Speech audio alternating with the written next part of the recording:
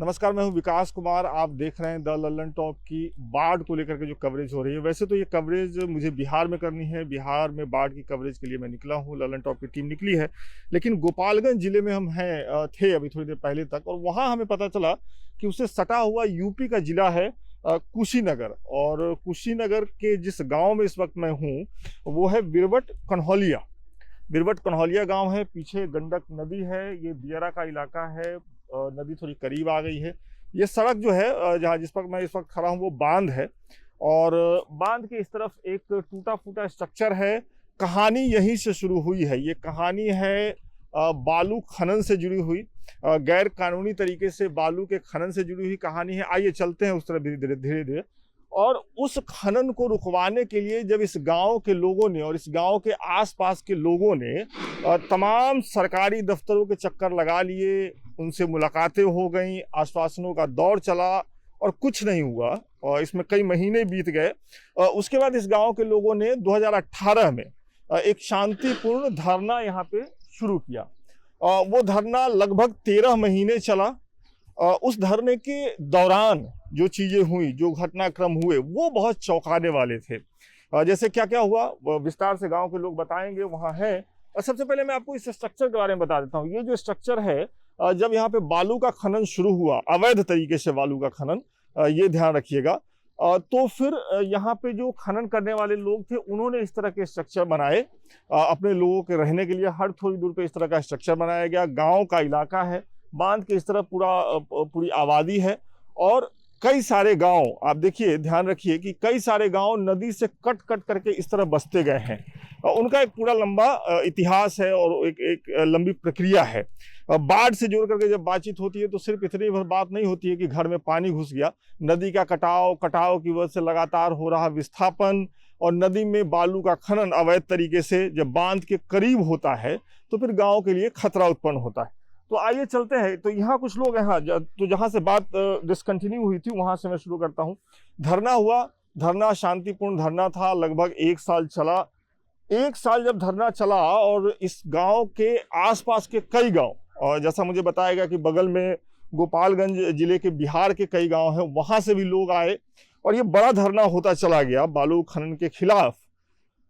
तो फिर शुरू हुआ धरना कर रहे लोगों के खिलाफ षड्यंत्र, और जैसा इनका कहना है, जैसा इनका दावा है, विस्तार से ये बताएंगे, पुलिसिया दमन का चक्र शुरू हुआ।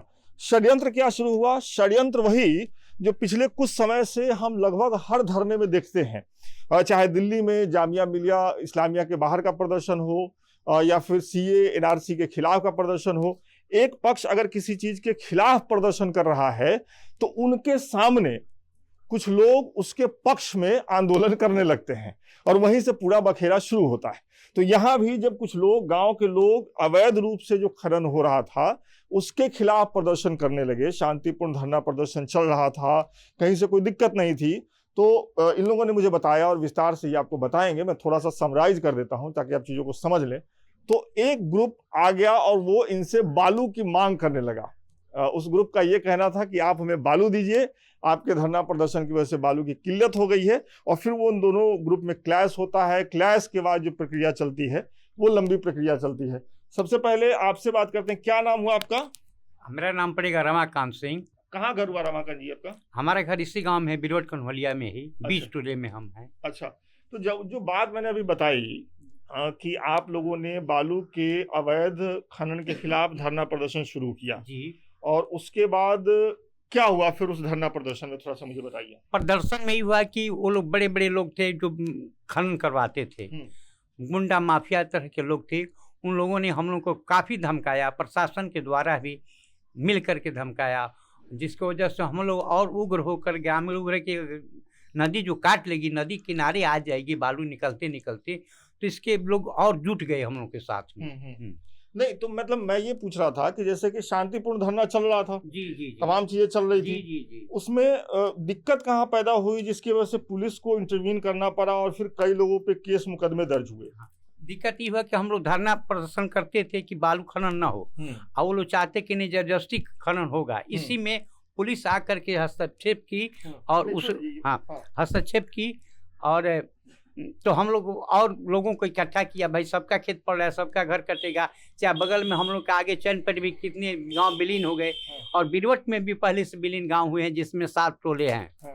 तो इसको देख करके काफ़ी लोगों ने उग्र होकर के हम लोग के साथ दिया, वो भी सभी लोग समाहित हो गए, जिसकी वजह से पुलिस प्रशासन में अपना दंगई दिखाने लगी। और यही से बात बिगड़ते गया साहब, दोनों तरफ बिल्कुल। जो अब ये बात कर रहे हैं, यहाँ एक चीज समझने वाली बात है, ये बहुत होता है आजकल सोशल मीडिया पे, एक शब्द लेकर के बखेड़ा खड़ा कर दिया जाता है। गांव के व्यक्ति हैं उग्र कह रहे हैं, तो उग्र का मतलब यह है कि उत्साहित होकर के, गांव के आसपास के लोग इस मुद्दे को समझने के बाद उत्साहित होकर के उस धरने में बड़ी संख्या में भाग लेने लगे, यही इनका कहना है ना। बिल्कुल, तो ये करेक्ट कर देना यहाँ पे जरूरी है, क्योंकि उग्रता का मतलब कई बार कुछ और ले लिया जाता है। अच्छा, मैं आपका क्या नाम हुआ? संजय सिंह। संजय जी, मुझे ये बताइए, मैं आपसे ये समझना चाह रहा हूँ कि जब आप लोग इस बात के लिए प्रदर्शन कर रहे थे कि हमारे गांव के करीब बांध से सट के बालू का उत्खनन न हो, जिससे कि बांध को नुकसान न हो, बांध को नुकसान मतलब पर्यावरण को नुकसान, दूसरा एक पक्ष ये भी है कि उधर खेती बाड़ी भी होती है, तो अगर 20 फीट तक गड्ढा हो जाएगा तो खेती नहीं होगी। तो जब आप लोग इस मुद्दे के लिए प्रदर्शन कर रहे थे, तो वो दूसरा पक्ष कौन था जो खड़ा हो गया, कहने लगा कि हमें बालू दो, और फिर क्लैश हुआ? कुछ है क्षेत्रीय बालू माफिया, वो चाहते थे कि बालू खनन हो। ठेकेदार के लोग के इशारे पे ये लोग आते थे, ठेकेदार जो ठेका ले रखे थे उन्हीं के इशारे पे कुछ क्षेत्रीय बालू माफिया हैं, वही आके यहाँ पे। एक तो सबसे पहले हम लोग जब धरना दे रहे थे, शांतिपूर्वक धरना था, तो उन्हें यही धरने के पास दोबारा उनका अपना धरना स्टार्ट करने का क्या मतलब था? और किसने अनुमति दिया था कि धरना हो रहा है वहीं पे फिर आप जाके भी धरना दो, जबरदस्ती धरना दो, बालू दो बोलो। इस चक्कर में हम लोग भी गए, उन लोगों से बातचीत किए कि भाई यहाँ पे आप लोग मत ऐसा कीजिए, आप लोग भी कहीं दूसरा जगह चयन कीजिए, लेकिन नहीं माने, और इसमें थोड़ा बहुत झगड़ा हो गया था, जिसमें कि झगड़ा तो बहुत विशेष नहीं हुआ, लेकिन उसमें मुकदमे बहुत बड़े। लेकिन यहीं पे देखने नोट करने वाली बात है कि झगड़ा हुआ, झगड़ा की वजह से जो शांतिपूर्ण प्रदर्शन हो रहा था उसमें पुलिस को इंटरवीन करने का एक मौका मिल गया, लूप होल मिल गया। उसके बाद क्या हुआ, कितने मुकदमे हुए हैं आप लोगों पे? हम लोगों पर करीब 60 से ज्यादा मुकदमे हैं, उसकी कॉपी यहाँ पर पड़ी हुई है। 60 से ज्यादा मुकदमे हैं, 60 से ज्यादा संख्या है। उस पर कम से कम 500 आसपास अज्ञात लोग थे, अज्ञात का भी मुकदमा है उसमें, लेकिन नामजद लोग करीब 60-61 लोग हैं। अच्छा, मतलब नामजद। अच्छा, हाँ। तो नामजद जो लोग हैं वो 60-61 लोग हैं। हाँ। और वैसे 50 से ऊपर, वैसे 2-250 लोग, वैसे 2-250 लोग हैं। और इसमें, और ये मुकदमा करवाया किसने? इसमें प्रशासनिक और ये ठेकेदार लोग मिलके, ये जो लोकल के जो बालू माफिया थे ये लोग। इसमें देखिए सर, अगर ये धरना की बात अगर कर रहे हैं आप, तो आप ये बंदा देख रहे हैं, और बंदे से नजदीक, मान लीजिए इसका रूल है कि आप बंदे से 2 किलोमीटर 3 किलोमीटर भीतर जाकर आप खनन करा सकते हैं। तो ये लोग का जब पट्टा आवंटित हुआ, तो ये लोग सिंचाई विभाग से एनओसी भी नहीं लिए, सिंचाई विभाग से एनओसी ये लोग नहीं लिए, और आनंद फानन में ये लोग खनन कराना शुरू कर दिए। पता नहीं किस अधिकारी से, मान लीजिए इन लोगों का बैठक होता है, सारे अधिकारी मिलते हैं, उसमें एनओसी, सिंचाई विभाग हुआ, चाहे वन विभाग हुआ, चाहे और भी विभाग हैं, उनसे एनओसी लिया जाता है। इसका कोई भी पालन नहीं किया गया, और आकर ताबड़तोड़ खनन शुरू कर दिया गया। और जब वहाँ पर खनन शुरू हुआ 2 दिन में आपसे क्या कहें कि कम से कम 400-500 ट्रक निकल गया 2 दिन में, और बिना मैन पावर के। मशीनें बड़ी बड़ी आई थी, और ये सारा बंदा जर्जर हो गया 2 दिन के खनन में। अच्छा। हाँ, और ट्रक अंदर चला जाता था, मशीनें थी कि उसको ढकेल कर लाकर बंदे पर कर देता था। ये मान लीजिए बंदा जर्जर हो गया, पुराना बंदा है, अगर इस पर ये अगर चलता तो ऐसे बंदा पुराना है और ये टूट जाता, और नदी के किनारे आपके सामने दिख रही है। ये सब देखने के उपरांत गाँव के लोग आक्रोशित हो गए, और इस बात को क्षेत्रीय विधायक से कहा गया, उन्होंने आकर सपोर्ट किया, और ग्राम सभा के लोग हर स्तर से प्रशासन को समझाने का प्रयास किए कि ऐसी बात है सर, हम लोग जाएंगे कहाँ। और हर साल सिंचाई विभाग चाहे अधिकारी लोग कहते हैं कि आप लोग को पट्टा दे दिया जाएगा, ये कर दिया जाएगा, वो कर दिया जाएगा, और ये लोग करते तो कुछ नहीं है। इसीलिए ग्राम सभा के लोग माने नहीं कि भाई खनन नहीं होगा, हम लोग कट जाएंगे तो कोई बस आएगा नहीं, चाहे कोई भी हो। बिल्कुल। तो यहाँ पे जैसे ये क्षेत्रीय विधायक का जिक्र कर रहे थे, मैं बता देता हूँ, ये तमकोही राज विधानसभा है, और जो उत्तर प्रदेश कांग्रेस के अध्यक्ष हैं अजय कुमार लल्लू, वो आप लोग के विधायक हैं, तो उनके संपर्क में आप लोग आए। अच्छा, एक मिनट, यहाँ पे कुछ लोग ऐसे भी हैं, हमारे साथ कुछ लोग ऐसे भी हैं जो, जैसे इन्होंने बताया कि 60 लोगों पे नामजद मुकदमे दर्ज हुए, तो उनमें से बहुत लोगों को पुलिस पकड़ के भी ले गई, उनकी गिरफ्तारी भी हुई, कुछ महीने वो जेल में भी रहे। आप समझिए इस बात को कि पर्यावरण संरक्षण की बड़ी बड़ी बातें होती हैं सरकारों की तरफ से, लेकिन जब लोग कोशिश करते हैं उसको रुकवाने की तो क्या कुछ होता है। क्या नाम है आपका? जी गौतम कुमार सिंह। गौतम जी क्या करते हैं? ये खेती की करते खेती किसानी करते हैं। उधर आपका भी खेत है क्या जी, जी। दियारा में? जी तो क्या हुआ, आपको पुलिस पकड़ के ले गई थी? जी, हम तो जेल गए थे। तो कुछ हंगामा किए थे आप धरना में? जी हंगामा के हम लोग तो शांतिपूर्वक बैठे थे। हाँ, अब हम लोग रोकने गए, हम लोगों को पुलिस उठा के लेके चली गई। मतलब कब उठा के ले गई, थोड़ा बताइए क्या हुआ था? कुछ तो हुआ होगा तभी तो जैसे पुलिस। हम लोग भी थे, हम लोग चाहते थे कि खनन ना हो, अच्छा और वहाँ खनन हो रहा था। हम लोग हाँ। रास्ते पे जाके सो गए। हाँ, अच्छा प्रशा- उसके गाड़ी के आगे? जी गाड़ी के आगे। हम्म, प्रशासन मानी नहीं, हम लोग भी नहीं माने कि हम लोग खनन नहीं होने देंगे। हम्म। प्रशासन हम लोग को उठा के ले गई, जेल कर दी। कितने दिन रहे आप जेल में? हम जेल में यही 3 महीना 6 दिन रहे थे। 3 महीना 6 दिन रह के आए आप। जी तो मतलब ये अब सोचते हैं आप कि आप लड़ रहे थे जमीन बचाने के लिए या एक जी। गलत काम हो रहा था उसको जी, रोकने जी, के लिए, जी, और उसकी वजह से आपको जेल जाना पड़ा। आपके साथ और भी लोग गए थे? कितने लोग गए जी, गाँव के? हमारे साथ 20 लोग गए थे, और गाँव हमारे के- साथ 19 लोग थे। गाँव के 19 लोग जेल जा चुके हैं इस मामले में? जी अच्छा, तो ये कभी सोचा आपने कि भाई इतनी बड़ी बड़ी बातें होती हैं, करप्शन रोकने को? मुख्यमंत्री हैं आपके योगी आदित्यनाथ, हमारे भी मुख्यमंत्री, यूपी जी। के मुख्यमंत्री हैं, देश के प्रधानमंत्री हैं नरेंद्र मोदी। इतनी बड़ी बड़ी बातें होती हैं, हर हफ्ते मन की बात होती है, योगी आदित्यनाथ भी संबोधित करते हैं कि करप्शन नहीं होना चाहिए। आप लोग करप्शन के खिलाफ खड़े थे, जी। फिर क्यों मुकदमा हो गया? अब कहीं ये कुछ सुनवाई तो हुई? ये तो प्रशासन बताए, सरकार बताए, हम तो सही रास्ते पे थे। आप गए मुख्यमंत्री से मिले? आप लोग मुख्यमंत्री से कभी मुलाकात हुई इस बारे नहीं, में? मुलाकात नहीं हुई। मुख्यमंत्री के यहाँ नहीं गए आप लोग? नहीं, क्यों नहीं गए? जब राज्य के मुख्यमंत्री हैं योगी आदित्यनाथ, तो लोग ये भी कहेंगे कि हो सकता है कि ये विधानसभा, चूंकि अजय कुमार लल्लू का है, वो कांग्रेस के नेता हैं और कांग्रेस विपक्ष में है, तो आप लोगों को एक तरीके से कांग्रेसी ठहराया जा सकता है कि भाई आप कांग्रेसी लोग थे, आपने प्रदर्शन किया, हंगामा हुआ, आप लोग मुख्यमंत्री से भी नहीं मिले। नहीं, इसका ज्ञापन तो दिए थे, विधायक जी दिए थे। अच्छा इसका ज्ञापन 2-3 बार दिए हैं अच्छा विधायक जी, अच्छा, और कोई सुनवाई नहीं हुआ। कोई सुनवाई नहीं हुआ। अच्छा, मुझे जरा ये बताइए, आपका नाम क्या हुआ? दुर्गा यादव। दुर्गा जी, मुझे ये बताइए, जैसे बाकी लोगों ने बताया, मैंने सवाल पूछा, बाकी लोगों ने बताया कि 2018 में धरना के बाद क्या हुआ। सबसे पहले खनन यहाँ कब शुरू हुआ अवैध रूप से? खनन जनवरी माह में हुआ था, तो 2 दिन खनन हुआ था। अच्छा, उसके बाद ही? तीसरा दिन सभी लोग जागरूक हो गए अच्छा, कि भाई ऐसा होता नदी फिर आ जाएगी, वहाँ पे बांध के किनारे बंद कर टूट जाएगा, हम लोग घर से बेघर हो जाएंगे। इसी बात पर सब लेडीज जेंट्स सभी आदमी आकर के यहाँ पे धरना देना चालू कर दिए। तो सीधा धरना शुरू हो गया या फिर किसी अधिकारी से, दफ्तर से कहीं और जाकर के मिलना जुलना बातचीत हुई, या फिर सीधा धरना शुरू हुआ? नहीं तो कोई बात ही नहीं सुना था ना, ज्ञापन दिया गया था। ज्ञापन दिया गया था, अच्छा वहाँ का सुनने वाला कोई नहीं था। अच्छा, ज्ञापन किसने दिया था? आप लोगों ने दिया था? जी जी गांव के लोगों ने दिया? जी, गांव के लोगों ने दिया था। किन किन अधिकारियों को ज्ञापन दिया गया था बताइए? SDM साहब को दिया गया था, अच्छा और DM साहब को भी दिया गया अच्छा। था कि अगर ये खनन नहीं रुकता है तो हम लोग मतलब प्रदर्शन करने के लिए बाध्य होंगे। हाँ, तो नहीं रुका तो हम लोगों ने प्रदर्शन किया। प्रदर्शन किया। जी तो लगभग ये 13 महीने आप लोगों का प्रदर्शन चला, आप लोगों पे मुकदमे दर्ज हुए, कुछ लोग जेल भी गए। अभी क्या स्थिति है यहाँ की, ये बताइए। खनन हो रहा है? जी, इस समय खनन नहीं हो रहा है, अभी लेकिन तो वैसे भी बाढ़ है जी तो- अगर खनन नहीं हो रहा है तो आपको सामने सर दिखाई दे रहा है कि हमारी आइए ना फसलें, सामने, इधर हाँ, आइए। हमारी फसलें इस समय हरी भरी दिखाई दे रही हैं। आज हमारे गांव के लोग काफी खुश हैं। हाँ, आज वो ये जो जो- धान की खेती हाँ, ये दिख जो रही है। धान की खेती दिखाई दे रही है, हाँ। आज खनन नहीं होने की वजह से हाँ। आज ये सारे फसल लोगों के घर में जाएंगे तो लोग खुशहाल होंगे। हाँ। और आज अगर खनन हुआ होता तो ये आज एक भी दिखाई नहीं देता। ऐसे भूखमरी है, और भूखमरी होती तो लोग कहाँ जाते?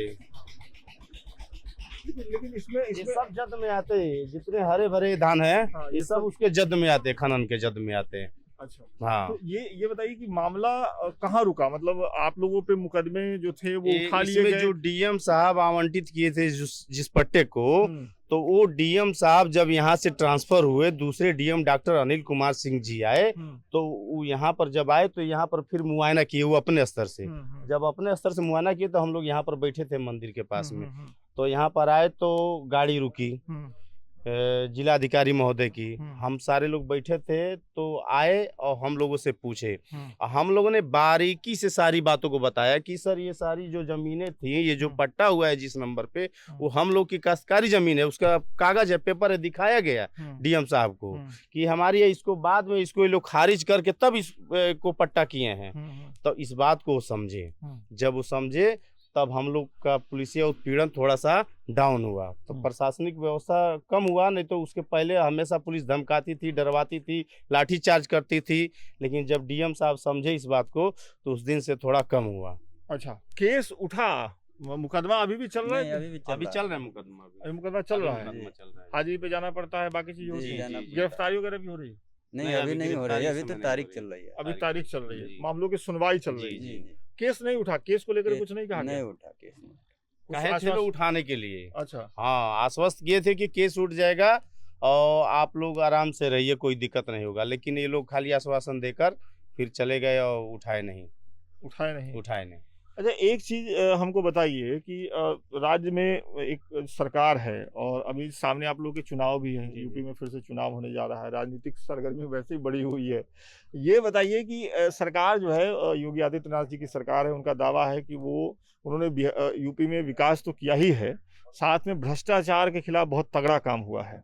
मैं आप लोगों के गाँव में हूँ, सारी कहानी आप ही लोग बता रहे हैं कि भाई अवैध खनन हो रहा था, आप लोग उसके खिलाफ खड़े हुए, गांव वालों पे केस हो गए, आप लोगों के धरना को तोड़ ताड़ दिया गया। तो ये दोनों चीजें कैसे सही हो सकती हैं? नहीं, भ्रष्टाचार पे तो कोई लगाम नहीं है इस सरकार में। ये भ्रष्टाचार पे, जैसे भ्रष्टाचार जो रोकना चाहता है उन्हीं पे मुकदमा हो जा रहा है। अगर उन्हीं को जेल में डाल दिया जा रहा है तो फिर भ्रष्टाचार रोकने का क्या मतलब? जमीनी हकीकत ये नहीं है।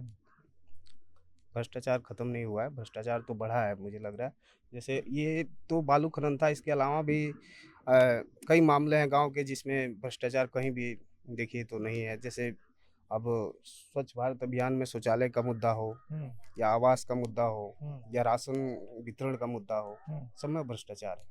अच्छा, मुझे लगता है कि कई बार जब ऐसी बातचीत होती है तो आगे जो लोग होते हैं, आइए थोड़ा सा इधर आ जाइए, उनसे ज्यादा बातचीत होती है। आपका क्या नाम है? ओम प्रकाश पटेल, कहाँ के रहने वाले? ओम प्रकाश जी? बीरवट कोनवलिया का रहने वाला। इसी गांव के जी, रहने वाले। तो ये जो सारी बातचीत हो रही है, आप अभी सुन रहे थे, जी जी धरना को, प्रदर्शन को लेकर के बातचीत हुई। जो सवाल मैंने इनसे पूछा वही जी। सवाल मैं आपसे पूछना जी चाहता हूँ कि बड़े स्तर पे जो बातचीत होती है, मीडिया में भी बातचीत होती है, जी, जी। हर हफ्ते प्रधानमंत्री जी मन की बात करते जी हैं, जी उसमें जो सारी बातें होती हैं वो बड़ी अच्छी अच्छी होती हैं। जी जी भ्रष्टाचार के खिलाफ आवाज उठाइए, कहीं जी। गलत हो रहा है तो इस ऐप पे लिखिए, यहाँ मेल कीजिए। आप लोगों के साथ क्या हुआ? ये दोनों चीजें कैसे सही हो सकती हैं? सर, हम लोगों के साथ देखिए, वो जो काम सही और गलत होता है, इसमें दिखावा बहुत ज़्यादा है। कागज पत्र में जो भी काम होता है कागज पत्र में होता है, लेकिन पब्लिक का उसमें वो भरोसा नहीं होता है काम का।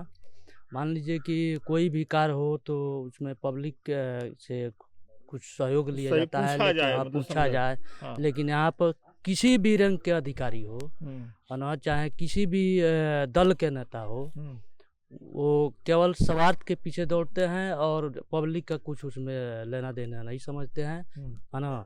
मान लीजिए बीरवट कोनवलिया में धरना हो रहा था, उस समय सारे लोगों की कशकारी भूमि जो है आज के डेट में उनके नाम से जमीन है ना।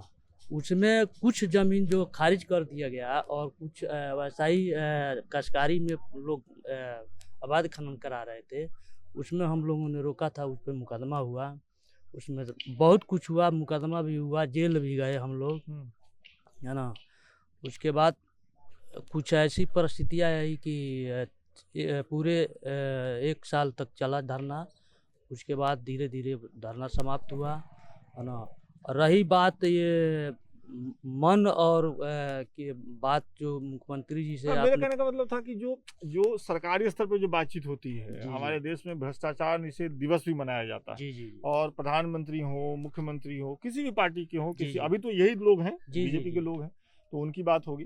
तो वो लोग हमेशा यही बात कहते हैं कि भ्रष्टाचार मिटाइए, कहीं गलत हो रहा है तो बोलिए, खुल के बोलिए, आवाज उठाइए। आप लोगों ने तो आवाज उठाया था? जी, हम लोग ने आवाज़ उठाया, लेकिन हम लोग का आवाज़ को सुनने वाला कोई था नहीं, है ना। कहने के लिए तो बहुत लोग नेता कहते हैं कि ये हो जाएगा वो हो जाएगा, लेकिन जनता की आवाज़ को कोई सुन नहीं पाता है ना। योगी जी के सरकार में माने ये तो बहुत ज़्यादा भ्रष्टाचार हो रहा है। जैसे मान लीजिए कि एक गर्म सभा छोड़ ले लीजिए, जिस गर्म सभा में हम लोग हैं उसी गर्म सभा में ले लीजिए, जो प्रधान द्वारा काम कराया जाता है, चाहे कोई भी सड़क हो या आवास हो या कोई ऐसा चीज़ हो, जैसे आंगनबाड़ी केंद्र है, जो भी बच्चों का सामान आता है बांटता नहीं है। जब कोई दरखास्त पड़ता है तब कोई वो बांटा जाता है। आवास में 20-20 हज़ार रुपया लिया जाता है ना। एक हमारे गांव में 283 शौचालय बन गया है, जिसमें कि मात्र 100 शौचालय मौका पर है और बाकी पैसा उठ गया, लाभार्थी का पैसा भी नहीं मिला और नहीं शौचालय बना। अच्छा, इसका बार बार मैं कंप्लेन किया डीएम साहब के पास, मुख्यमंत्री पोर्टल पर भी किया हूँ, लेकिन आज तक उस पर कोई सुनवाई नहीं हुआ, कोई जांच नहीं हुआ। वहाँ पेपर में तो जांच हो गया। मैं अभी हफ्ता दिन पहले पेपर मतलब अखबार, हाँ न्यूज़ में, हाँ हाँ, जैसे अच्छा, मैंने जो अच्छा, मैंने कागज पे, हाँ, कागज पे, जो अच्छा, माफ मैंने कीजिए, हाँ। कागज दरखास्त द्वारा दिया था, एक हफ्ता पहले मैं उस पर एक नंबर आता है, वो मेरे मोबाइल पर मैसेज आया, मैं उसको निकलवाया, तो उसमें मैं हाँ एप्लीकेशन नंबर है। जब मैं उस पर पढ़ा तो वो मैं दिया था डीएम साहब को, डीएम साहब ने सीडीओ को दिया था, सीडीओ ने बीडीओ साहब को वो प्रेषित कर दिया और वो श्रम विभाग को जांच के लिए भेज दिया गया। चुनाव नज़दीक था, इसलिए पंचायत का चुनाव, हाँ पंचायत का चुनाव था, पता नहीं तीसरा महीने में जांच आया था, तो हमको तो मालूम नहीं हुआ, लेकिन वो लोग रिपोर्ट लगा करके भेज दिए हैं शासन को कि हाँ जांच हो गया, जिसका मैं एक हफ्ता पहले पेपर निकाल करके मैं अपने पास रखा हूँ कि जिस दिन मैं पडरौना जाऊँगा डीएम से पेश होऊंगा और कहूँगा कि सर ये जो है जांच करवा दीजिए और जो भ्रष्टाचार है उस पर अंकुश लगे, नहीं तो आने वाला भी पीढ़ी ऐसा ही होगा जैसे पिछले में हुआ है। अब ये जो कह रहे हैं उसको आप समझिए, इन्होंने एक एप्लीकेशन किया, भ्रष्टाचार का मामला, इन्होंने एप्लीकेशन किया और उसके बाद जब ये उस एप्लीकेशन नंबर से ये देखने गए कुछ दिन बाद, तो इनको पता चला कि उस पर कार्रवाई हो गई है, लेकिन ज़मीन पे कोई कार्रवाई हुई नहीं, किसी तरह की कोई जांच हुई नहीं। तो फिल्मों में जो आप देखते हैं वो अभी भी ज़मीन पे है, आज की डेट में भी है, जो फिल्मों में शूटिंग होता है वही आज के डेट में भी वैसा ही अधिकारी लोग कर रहे हैं। अधिकारी लोग के आज भी वही देख रहे हैं। कोई भी विभाग हो, जैसे पुलिस विभाग हो या ब्लॉक विभाग हो या आंगनबाड़ी विभाग हो, कोई विभाग हो, सारे विभाग में घुसखोरी और भ्रष्टाचार तो एकदम चरम सीमा पर चल रहा है। अगर कोई भी व्यक्ति अगर एक एप्लीकेशन डाल करके जाएगा तो उसके ऊपर 50 आदमी लग जाएंगे कि आप कैसे डाल दिए, आप क्या हैं, वहाँ के प्रधान हैं कि वहाँ के नेता हैं, ऐसे ऐसे शब्द बोला जाता है कि गरीब परिवार के लोग जो है हाँ हिम्मत नहीं पड़ती है एप्लीकेशन डालने के लिए। बिल्कुल। अभी 15 दिन पहले एक एप्लीकेशन पड़ा था आंगनबाड़ी पे, जो मार्च में दूध और क्या नाम है, दूध और घी आया था बच्चों को बांटने के लिए, लेकिन यहाँ कोई भी पब्लिक या लाभार्थी को जानकारी नहीं था कि ये सामान आया है। जब एप्लीकेशन पड़ा तब ये लोग जागे और तब किसी किसी को बांटना शुरू किए हैं।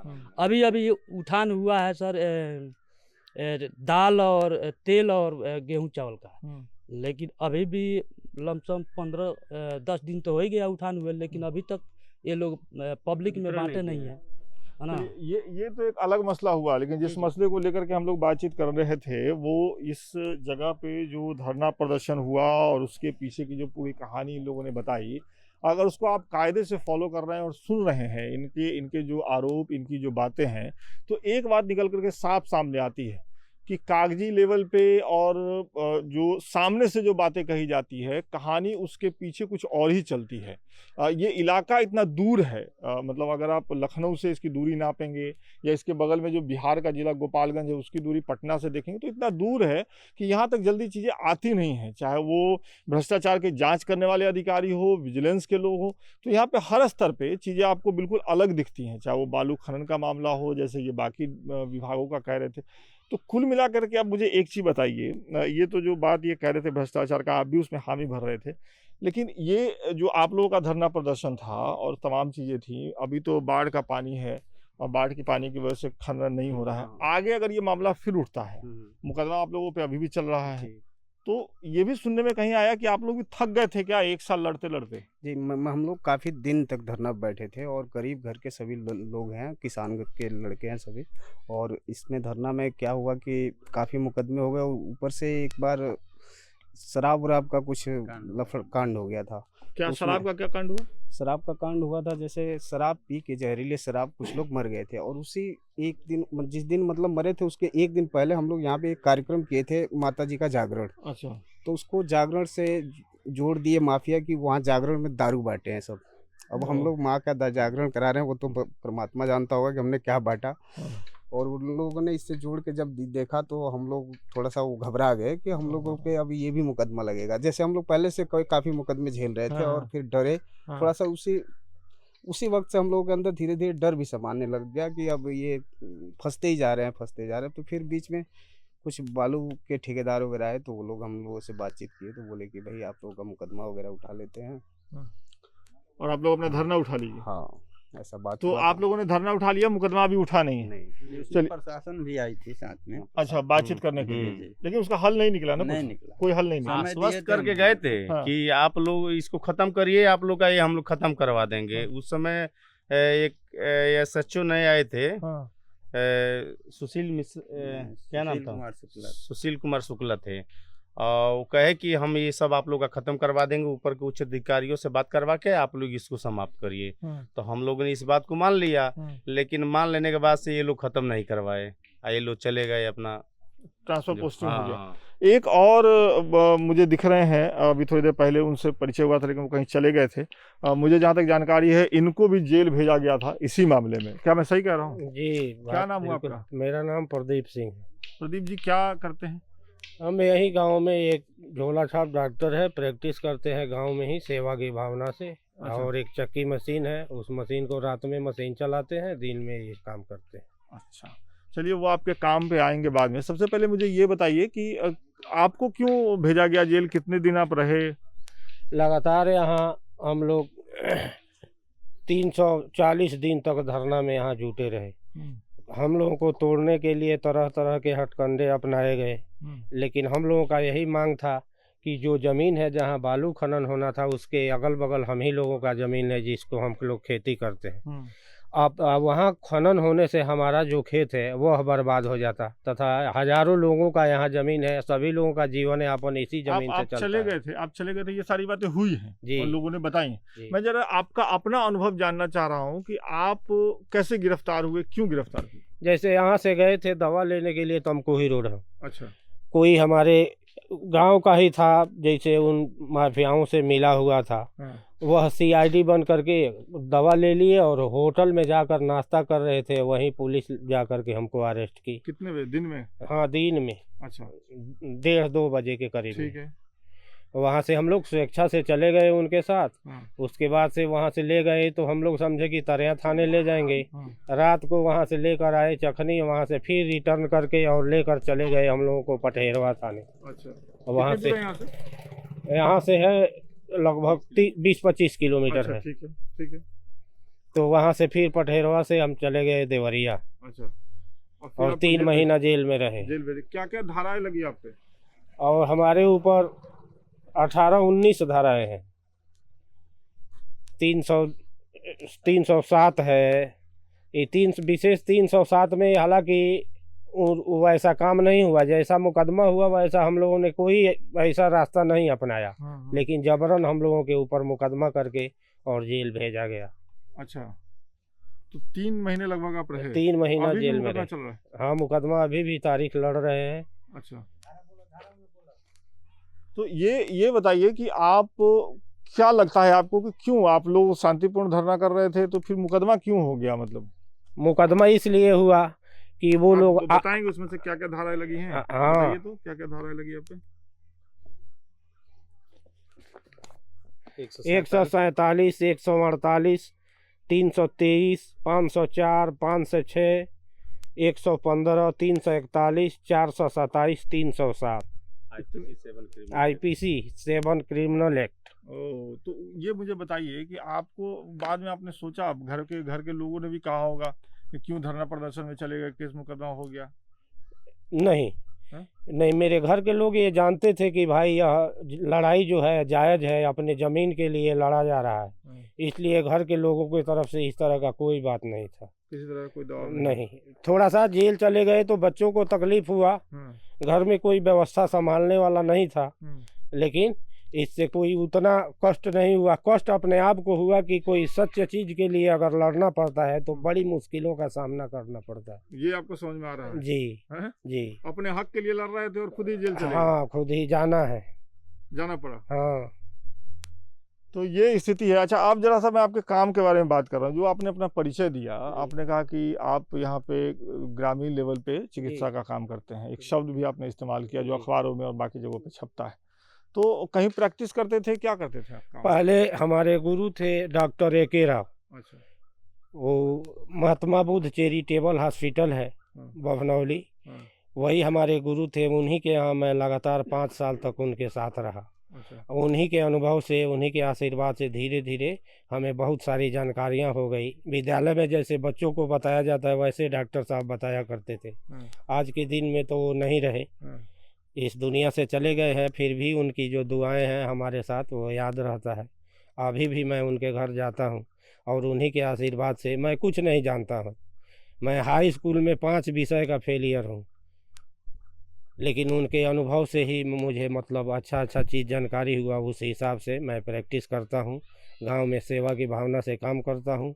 अपने परिवार के जीवन यापन के लिए चक्की मशीन लगाया हूँ, रात को मशीन चलाता हूँ, दिन में अपना दवाओं का प्रैक्टिस करता हूँ। तो ये बताइए, जैसे आप कह रहे हैं कि आपने उनके साथ रह करके सीख ली चीजें, लेकिन मेडिकल तो बहुत मुश्किल फील्ड है ना, बहुत तो महासागर जैसे अथाह है, इसको नापा नहीं जा सकता। बिना पढ़ाई के कैसे कर लेते हैं आप? ऐसे कि क्योंकि गैर कानूनी भी है। जी, गैर कानूनी है, लेकिन यहाँ मैं मांग करता हूँ कि कोई हमें गैर कानूनी अगर साबित करता है तो हमारे इलाके में एक रजिस्टर्ड सरकारी डॉक्टर दे, छोटी हॉस्पिटल दे, और मैं इस काम को नहीं करूँगा। अच्छा, नहीं है यहाँ पे? नहीं है हमारे गांव में इधर। यहाँ अगर किसी की तबीयत खराब हो जाएगी तो आधे रात को होगी तो मेरे पास ही लोग आएंगे, और यहाँ से 10 किलोमीटर जाना पड़ेगा। किलोमीटर। अच्छा, तो फिर आपकी जरूरत पड़ती है? जी, और वहाँ तरह सुजान भी जाइए, रात को चले जाइए, आधे रात को तो कोई व्यवस्था नहीं है, कोई मिलेगा ही नहीं। अच्छा। इसी वजह से। अच्छा, यहाँ भी अगर उस तरह का रोग होता है, मरीज होता है, हम नहीं समझ पाते हैं, तो उसको या तो अपने पास व्यवस्था है तो अपना पैसा दे देते हैं, किसी का गाड़ी ढूंढ देते हैं बोलेरो, यहाँ से बाहर भेजवा देते हैं। अच्छा। रोकते नहीं हैं उनको यहाँ। तो कैसे, किस तरह, अब जैसे अभी तो बहुत बड़ी बीमारी आई थी, अभी सेकंड वेव गया है कोरोना का, इसमें भी बड़ा जिक्र हुआ कि भाई गांव देहात में आप लोग यहाँ क्या स्थिति थी? हमारे यहाँ स्थिति बहुत खराब थी, लेकिन डर की वजह से चिकित्सा नहीं हो पाता था, शहर में लोग नहीं जाया करते थे। जितने लोगों का तबीयत खराब हुआ करता था मैं ही चिकित्सा करता था। जैसे मैं बिहार से आता हूँ, मेरे इलाके में एक आप ही की तरह प्रैक्टिशनर हैं जो झोला छाप डॉक्टर हैं, तो उनसे मेरी बात हो रही थी, तो उन्होंने कहा कि 10 दिनों के अंदर में उन्होंने लगभग 200 लोगों का इलाज किया है। आप मानिए कितनी बड़ी बात है ये, 200 लोगों का इलाज, सुई दे करके, पानी चढ़ा करके। आपका क्या अनुभव है, कितने लोगों को आपने? हमने कम से कम 2000 लोगों का 10 दिन में इलाज किया है। ऐसे मत बोलिए, ये नंबर ज्यादा है सर। नहीं, 2000 लोग, क्योंकि इधर कोई डॉक्टर था ही नहीं। आप शहर में लोग जा नहीं पाते थे, लाइन लगा करके बारी बारी से सभी लोगों का इलाज किया करते थे। उस समय डर नहीं था, क्योंकि लोगों के मजबूरी मैं समझता था। नहीं तो कैसे, क्या करते थे आप अपनी सुरक्षा? मास्क लगाते थे, सैनिटाइजर रखते थे, हाथ में हैंड ग्लोव पहना करते थे, ये सारी व्यवस्थाएं रखते। और रखने के बाद भी ये सोचते थे कि चलिए सेवा के भावना से कर रहा हूँ, अगर मुझे कुछ हो भी जाता है तो इसका गम नहीं है। क्योंकि लोग यहाँ से कहीं जा नहीं पाते थे, रास्ता गाड़ी घोड़ा भी बंद था, लोग जाते नहीं थे। कई तरह के 2000 लोगों का इलाज। क्या सिम्टम था उनको, क्या दिक्कत थी? यही पूरे शरीर में दर्द, बुखार, उल्टी, खांसी, सर्दी, यही बीमारी। स्वाद का भी, टेस्ट जी का भी? जी, टेस्ट का भी प्रॉब्लम था। तो आपको पता चल जाता होगा कि कोरोना? नहीं, मैं एक फूल लगाया हूँ अपने क्लिनिक के बगल में। अच्छा। तो कोई मरीज आता था तो डर तो हमको भी लगता था चिकित्सा करने में, लेकिन कहता था कि पहले उसमें से एक पत्ती तोड़कर महक कर बताओ कि सुगंध आ रहा है कि नहीं। अच्छा। तो जो बता देता था कि सुगंध आ रहा है तो उसका चिकित्सा मैं करता था। हाँ। और जो बताता कि नहीं किसी तरह का सुगंध नहीं दे रहा तो उसको मैं कह देता था कि तमकुही रोड कल चले जाना, अच्छा। भेज देता था।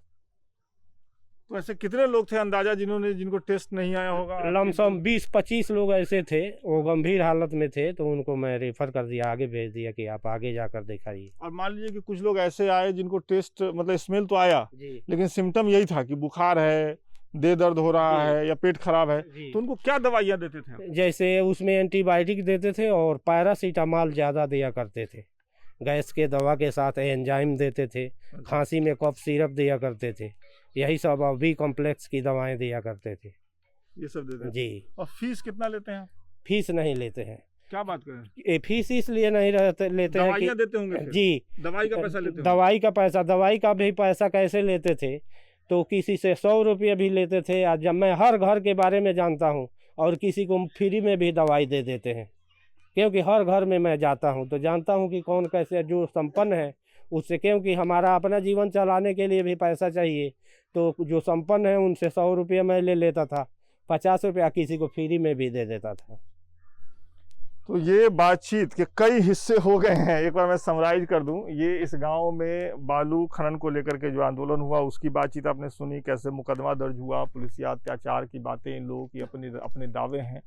उसके बाद अभी जिनसे हम बातचीत कर रहे थे उन्होंने इस देश के मेडिकल की एक बड़ी सच्चाई बताई है। भले हम जैसे पत्रकार कई बार उसको इग्नोर कर दें, व्यवस्था में बैठे लोग उसको इग्नोर कर दें, लेकिन यकीन मानिए इस तरह के जितने इलाके देश में हैं जहाँ पे स्वास्थ्य सुविधा के नाम पे कुछ नहीं है, ऐसे जो लोग हैं जो कहीं से सीख करके समझ करके अपने स्तर पे प्रैक्टिस कर रहे हैं, झोला छाप डॉक्टरी कर रहे हैं। कोरोना की इस महामारी जो सेकेंड वेव मैंने भी अपने गांव और देहात के इलाकों में देखा है, उसमें एक बड़ा हिस्सा इनका रहा है। वो सही है, वो गलत है, वो अलग चीज़ है। अब ये क्यों है? ये इसीलिए है क्योंकि रात के समय, भोर में, सुबह, दोपहर अगर इलाज के लिए आपको कहीं जाना है तो आसपास व्यवस्था है नहीं, अगर है भी तो वो बहुत दूर है, तो फिर जो सबसे करीब में है उससे जाकर के आप दवाई ले लेते हैं। वैसे भी यहाँ दवाई लेने का सिस्टम, दवा की दुकानों से भी जाकर के लोग दवाई ले लेते हैं, डॉक्टर तो छोड़ ही दीजिए। तो ये हमारी रिपोर्ट, द ललन टॉप की रिपोर्ट आप देख रहे हैं उत्तर प्रदेश के एक गाँव से, उस गाँव से जो नदी के किनारे है और जिसने अपने खेत और अपनी बांध को बचाने के लिए एक शांतिपूर्ण आंदोलन किया, और उस आंदोलन के बाद गांव के कई लोगों पे मुकदमे दर्ज हुए जो आज भी चल रहे हैं। कुछ लोग जिनसे हम बातचीत कर रहे थे वो 3-3 महीने, 4-4 महीने जेल में भी रह करके आए हैं। तो इन सारी बातों को टोटलिटी में सोचिए, समझिए और देखिएगा कि चुनाव के समय, चुनाव के बाद या वैसे भी जो बड़े स्तर पे बातें होती हैं ईमानदारी को लेकर के, भ्रष्टाचार के खिलाफ बोलने को लेकर के, वो ज़मीन पे आते आते कितनी बदल जाती हैं, और जो लोग आवाज़ उठाते हैं उनके साथ क्या होता है, वो इस गांव में जो हुआ वो उसकी बानगी है। बहुत बहुत शुक्रिया।